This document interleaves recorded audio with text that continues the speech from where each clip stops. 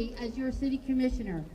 My job, or part of my job, is to make sure that in every corner of the city, people know that they have an opportunity and should seize that opportunity to vote. I live in the Northeast. I grew up in the Northeast. I've been in the Northeast my whole life. And for a long portion of that time, I have heard the constant refrain that the Northeast is forgotten.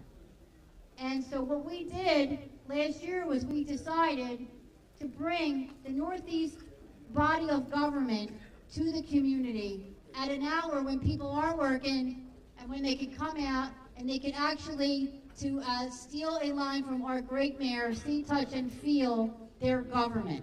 So this is your government in the Northeast. And if we can keep doing this and we can keep getting interaction between our citizens and our government officials, maybe we'll see more participation in elections. That's really, for me, my purpose as a city commissioner. We know, we've seen our mayor here up in the Northeast, quite often, more often than I can remember, actually, and so we're very grateful for that. She could not be here this evening, but her Director of Community Engagement, Hassan Bremen, is right here. So,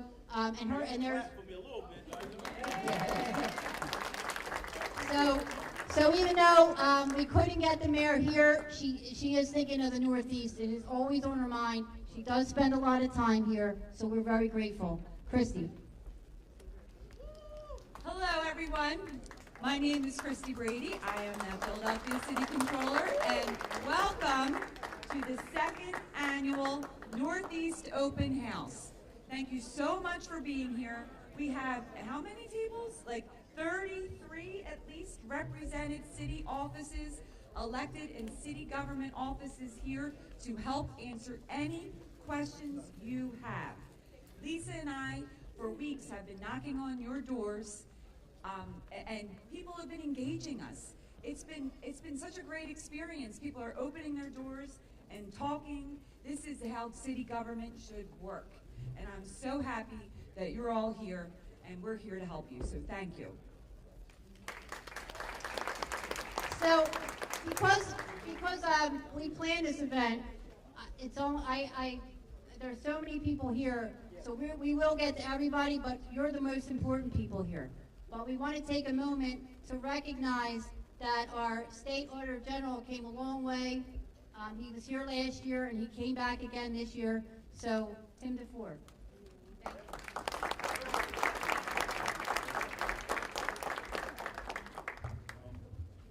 Whenever anybody introduces the Auditor General, normally people leave because they don't want to hear an auditor call.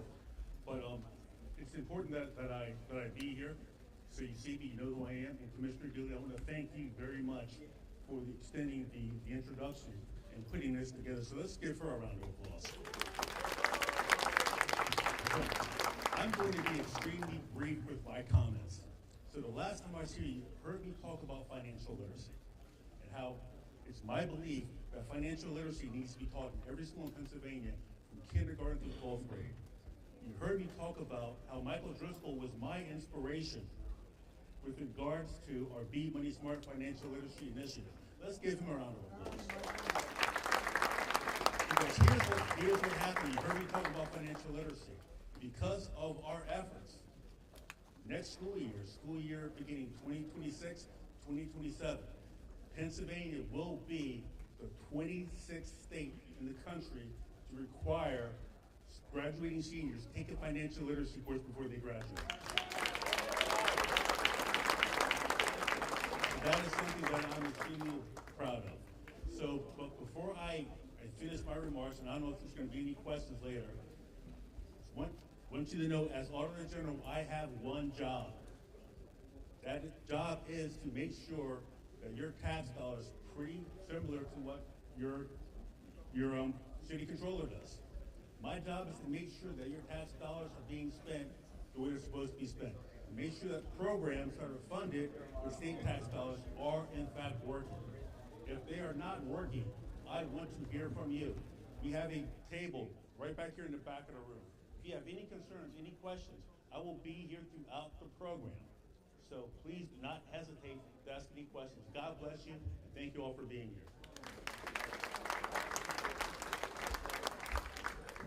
Thank you, Auditor General.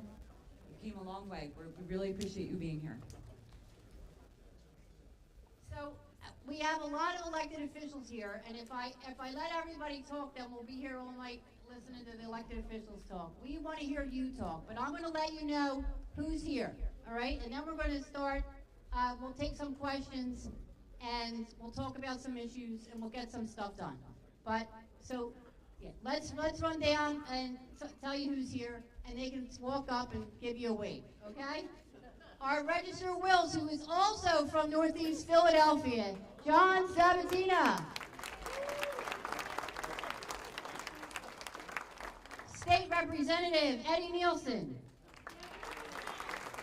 State Representative Joe Hohenstein. State Representative Pat Gallagher. State Representative Anthony Bellman. State Representative Jared Solomon. State Representative Sean Dougherty.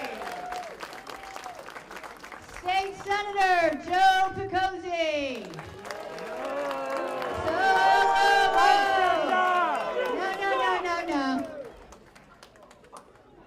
We're all here because we have issues. Everybody has issues. They want to talk to their state representatives, their state senators. We're here to listen to your concerns. We want to have a good evening here. So we're going to continue with the introductions right now. Right? Right. All right. City Council Person at Large, Dr. Dina Ahmad. And the great councilman from the 6th Councilmanic District, where we are right now, Councilman Mike Driscoll.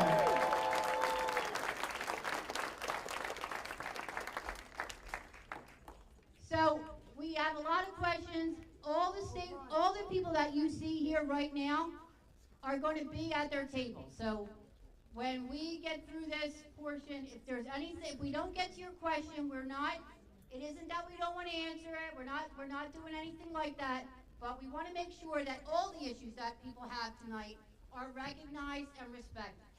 And all the people that are here will be at their tables as the night goes on, so you can all have a chance to get to say whatever you want to your elected officials. I'm going to ask Councilman Driscoll to come and say a few words, and then we're going to get the questions ready.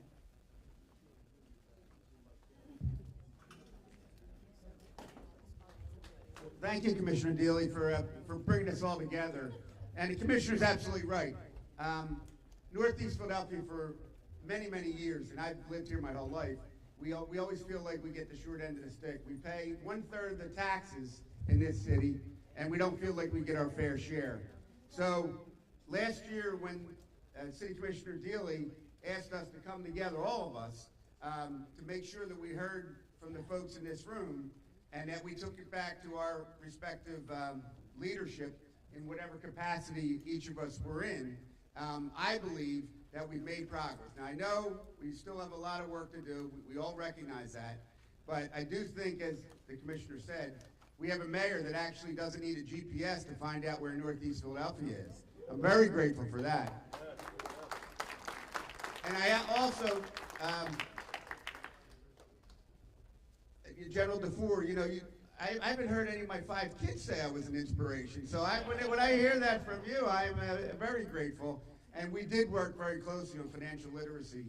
And we're going to expand that not only throughout the Commonwealth, but in the school system here in Philadelphia, because it needs to be taught not just in one grade, it needs to be taught in most of the grades. So we'll figure it out. So Commissioner, I'm here to be a part of all this tonight. Thank you for your leadership on this, and I look forward to a productive evening. Thank you, Councilman. So we know everybody, the most questions that we have for tonight so far are related to SEPTA, and we do have a lot of state officials here, state reps, state senator. that are very well versed on that topic. I'm going to ask State Representative Nielsen to come up for a minute. And like I said, all your questions will get answered, and all these folks will be here at their tables. Representative Nielsen. Good evening, everybody, and thanks for giving up your time and coming here tonight to spend it with us. We all know, we've been reading it, this is nothing new. This has been, SEPTA here has been falling off the fiscal cliff over the last 3 years. Got it? Oh, there you go. How about that? See, I like holding better. So thank you all for coming tonight. I really appreciate it, giving up your night to come visit with us, because it's not too often that anybody wants to come visit their state representatives, let alone all their officials. I appreciate both Christy and Lisa for putting this together. A lot of these things are, a lot of the questions you asked tonight is because of everything we're reading. SEPTA has been falling off a fiscal cliff for 3 years. Over the last 3 years, I've been Majority Chair of Transportation in the House. And we've been working to get this issue resolved. This week, we tried it again, and we did not get it resolved. And rather than debate all the different views here in front of everybody, because that's not what we're here to do, all of us are going to be at our tables to answer every single question you have. None of us are running. All your elected officials will be standing by their tables. We're not up here to dodge, but we don't want to take everything off of everybody. We want to get a whole lot of issues out of here tonight. And when Lisa tells you there's a lot of issues, a lot of questions, there are. And some of them are particular. Some are asked of me, some are asked of the senator, some are asked of the other reps. So if we go to those tables, I ask that we do it in a respectful manner and hear us all out. Because, you know, half empty, half full, that's what we hear. All right? I have one philosophy, somebody else might have another. The whole idea was to get this bill done and to get our community done. It's a math equation. I'm a basic math guy. I went to Lincoln High School around the corner. I went to Thomas Home right across the street. Okay? It's all about basic math. You got to get 26 senators, 102 state reps, and 1 governor willing to sign it. Over the last 3 years, we've had 102 reps. We've had 1 governor. We just got to work on our senators a little bit. And we're getting there. What happened yesterday was a bad vote that I believe, it just went down, the proposal. But some things happened, I got to say. It put people in the room again. It did. It put people in the room to talk about it. Because that's what has to happen. You have to work across aisles. We've had 10 bipartisan votes go through the House. There hasn't been a partisan vote on my committee over session. We do this in a bipartisan manner, and it will get done. And that's our government. Your government has to start working, not on party, across lines.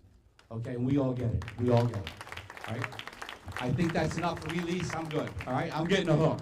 All right? So thank you, and we'll see you in the back at our tables. Thank you. So we're going to start with the other questions that we have. The first question I would say is, I don't know whose question this is. With the cuts to federal after-school programs, how can you help expand city initiatives like extended day or extended year? And we're going to ask Councilwoman Nina Ahmad to answer this question. Is that anybody's question here about the after-school programs? So sadly, we're going to face this, and I'm glad we're trying to be proactive about this so we can hit the ground running when these cuts are coming down. What we have to do is form partnerships. Well, the city already has passed its budget, $6.7 million, and we need our private sector, philanthropic sector to come together. We already have a very robust after-school ecosystem where lots of nonprofits are operating who give these services. We have to make sure that their doors can stay open because the money flows to them at the end of the day. And so we have to all put our heads together and look at the dollars that are out there. There is money out there. There's private sector money, there's philanthropic money. We have to tell them, if you don't invest in our children, who are you investing in? That is who we need to make sure stay whole. Well, we have to look at also city programs, if there are things we can carve out. that's already allocated, it's going to be very little. We are very, very lean, and with more budget cuts coming down, we're going to be addressing SNAP cuts, we're going to be addressing Medicaid cuts. People are going to be hungry and sick. That's the bottom line. So we have to be ready, and we have to work with everybody to address these issues. Lisa?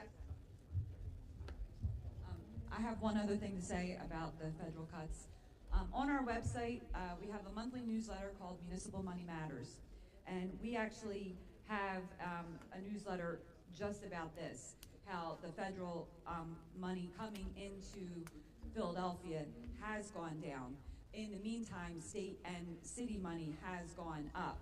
So you'll see that on our latest newsletter, and you can sign up for it, and you can get this information on our newsletter. The problem is, so the city is, the school district is getting money right now, but if the state doesn't pass a budget, then the school district is going to have to borrow. And in the past, they had never gotten money for interest when they borrow. So in order to fund the schools to start, they may have to borrow money to start, and that's in my newsletter. So please go on my website, controller.phila.gov. And borrowing puts you in the hole again, just FYI. We all know that, right? It's the same, you manage your house finances the same way, right? All right, the next question, Controller. This question is, former Speaker of the House, Denny O'Brien, has joined us. Hello, Mr. Speaker. Northeast proud we are. Post and trail on State Road. Fix the sinking fences between Linden Avenue, Pennypack Street on State Road. So, that would be Representative Gallagher, correct? The State Road is a state? I think. I drive by them every day and they annoy me. Every day they annoy me. Riverfront North, who I get, did the trail, is in a dispute, whether it's in court or not, I don't know. But when they redid State Road and they did all the infrastructure, it was compromised under where they put the fencing. So we'll get a more direct answer for you, because I'm curious myself. I drive by that all the time, and it really does annoy me.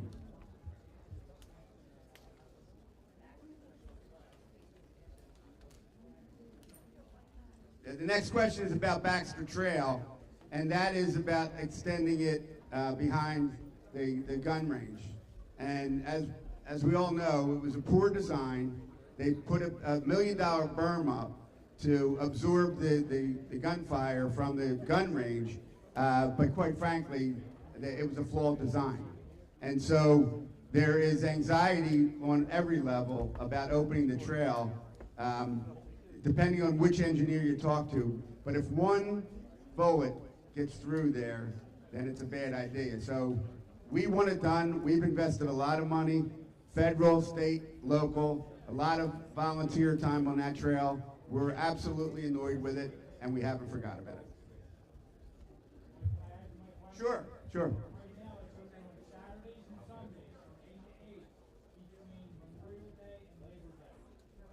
Expand that to the shoulder season, during the weekend, during the summer.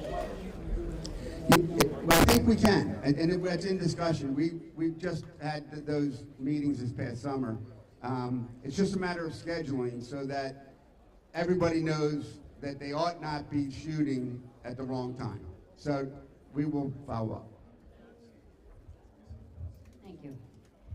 All right, our next question has to do with speed bump request. So if somebody has a speed bump request for the 1000 block of Southampton Road, and are you in the room, the person that requested the speed bump for Southampton Road? I would suggest that you go see Otis right here, this table, the Office of Transportation with the City of Philadelphia. the person that submitted the question for the speed bump on Southampton Road. You want to go to this table right to my left. All right. For a speed bump, I believe they have to do a study before a speed bump can be allocated to a particular region. So it's not just you request it and it gets done. They have to assess whether the traffic patterns and all of that has to be assessed before the speed bump can be put down.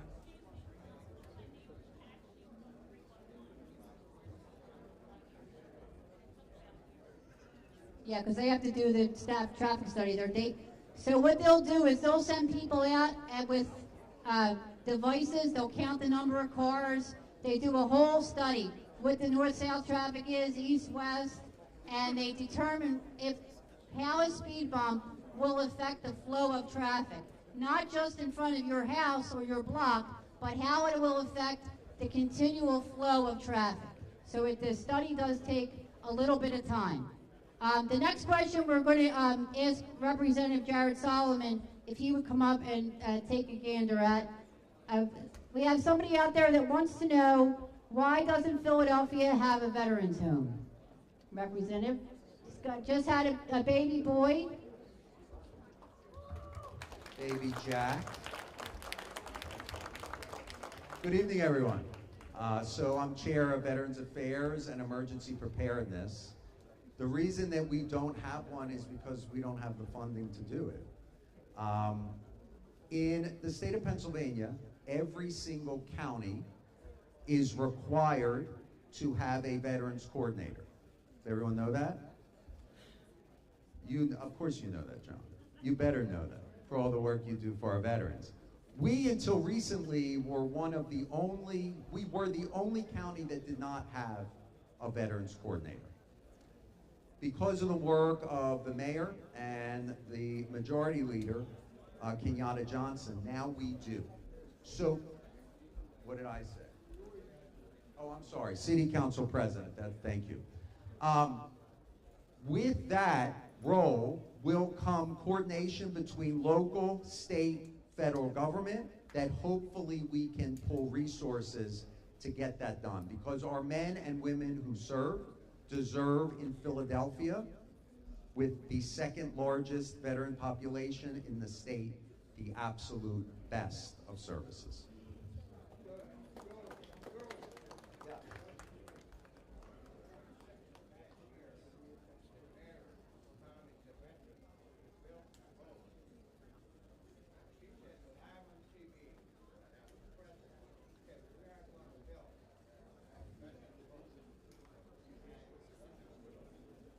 Yeah, in terms of it being in the budget, I think the first step, sir, was what the council president and the mayor did to get that coordinator who will provide those services to veterans. That's a big step for us, and I know we need to do a lot more. Okay.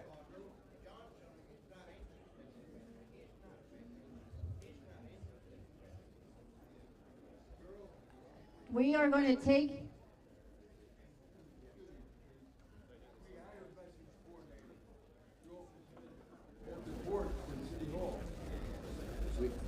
We haven't had one in a couple of years. No, we do now. Now we do.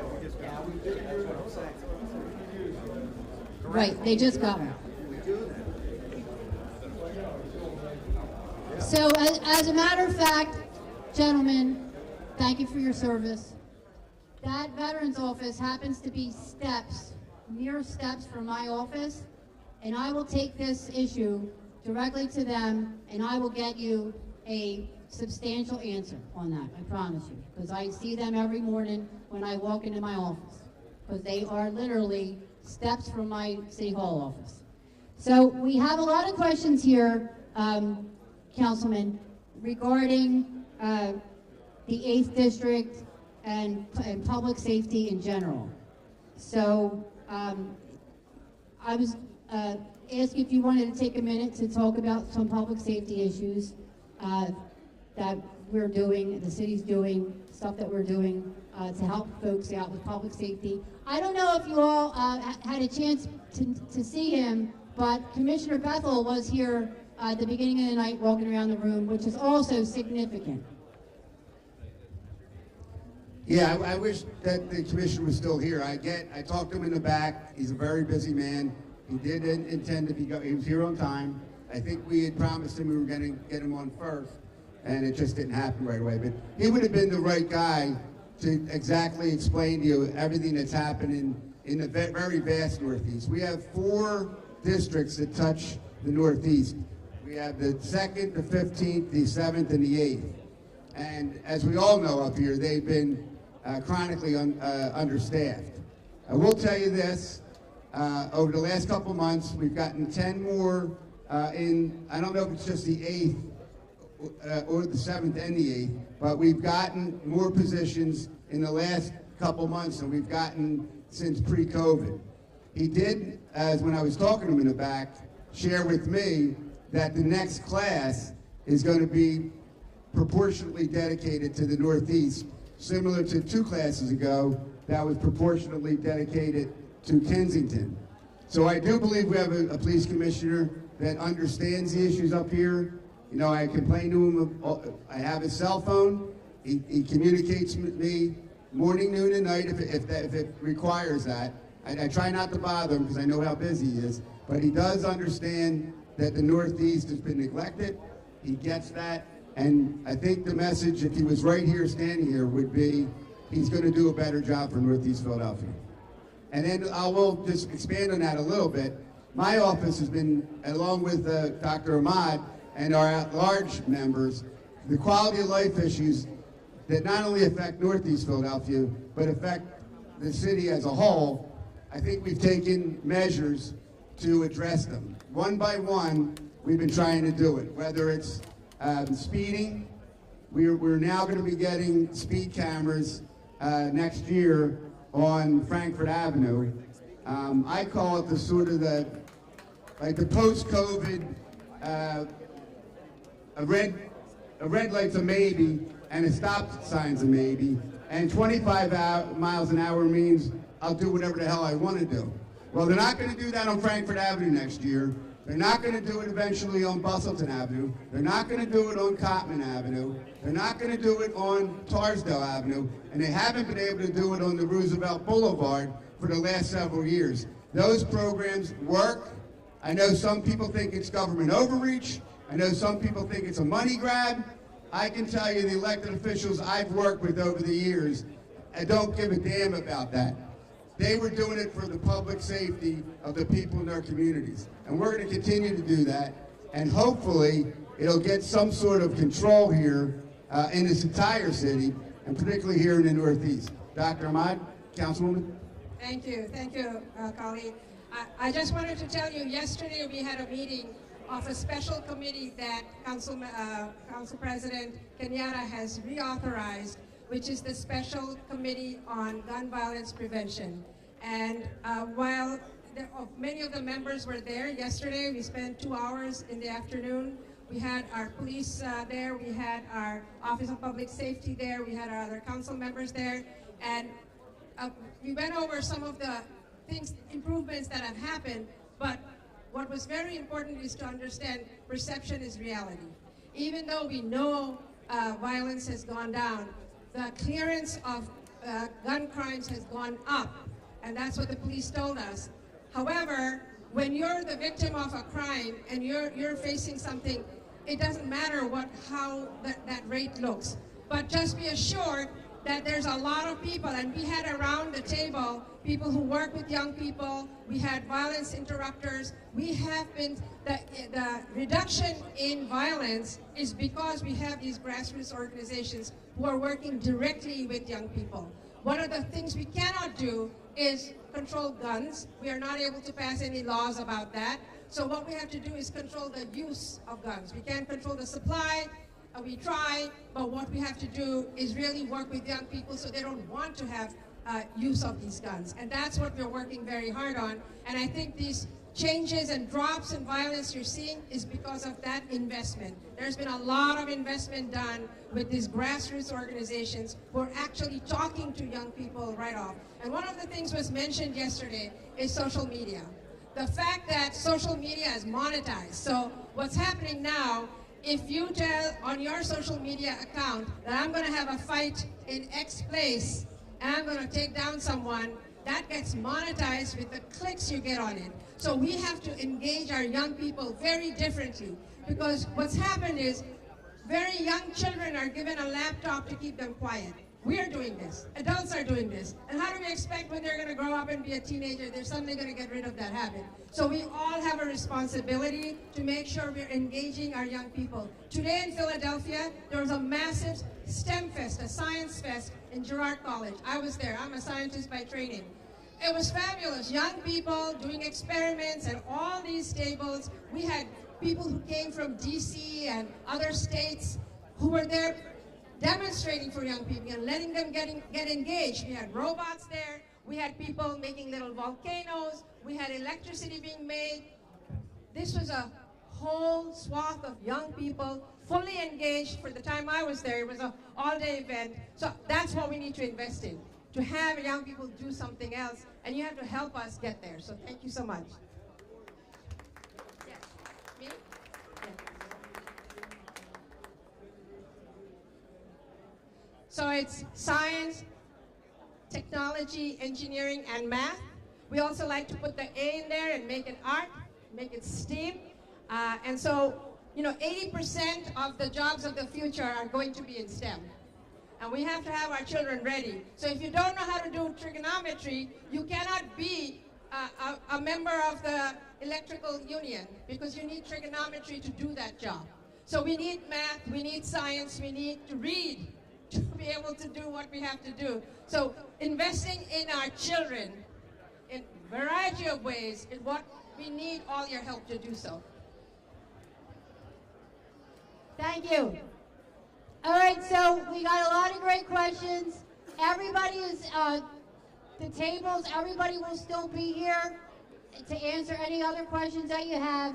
I just have 2 left here in my hand, but I feel like there's other conversations that are going on, but I want to make sure that we get everybody's question that I have up here. So the next question, maybe Representative Hohenstein, who's been here since the beginning of the night. The question is, Philly has 3 times the traffic deaths of New York City. What are you doing to make sure our commercial corridors are safer? Yeah. So corridor safety. I represent down by Aramingo Avenue, and that's where one of the worst areas for pedestrian safety in particular in the city.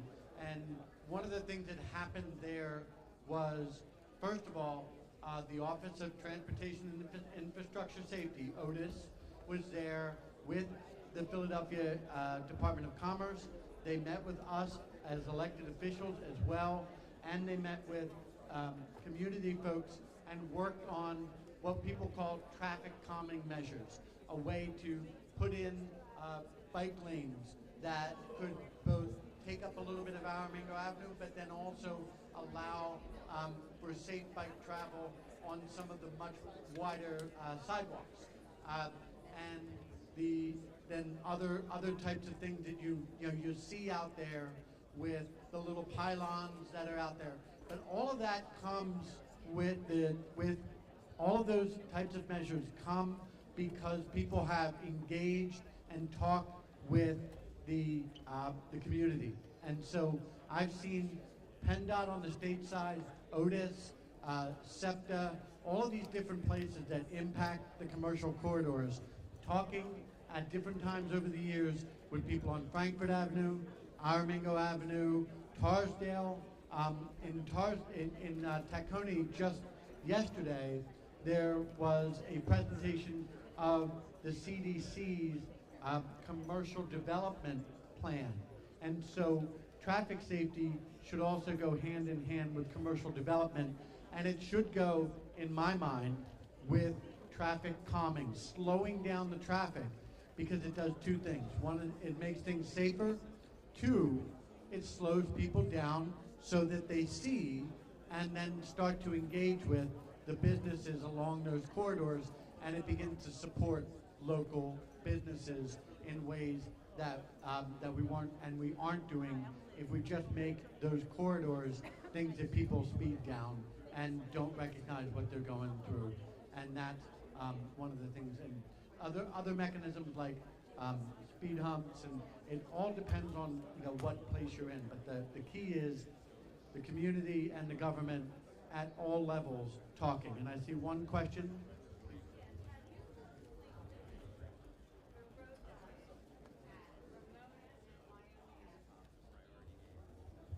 That I will find out about. That's that. Yes. No, I have not. No, I have not.